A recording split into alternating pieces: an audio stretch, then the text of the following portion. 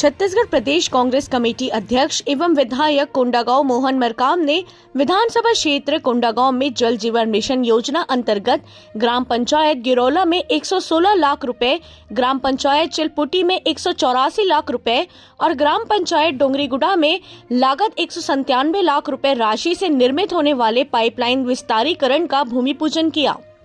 इस अवसर पर ग्राम वासियों को संबोधित करते हुए उन्होंने कहा कि निसंदेह इस योजना के पूर्ण होने से आने वाले समय में हर घर में पेयजल पाइपलाइन के माध्यम से पहुंचेगा और उन्हें पेयजल की समस्या से मुक्ति मिल जाएगी।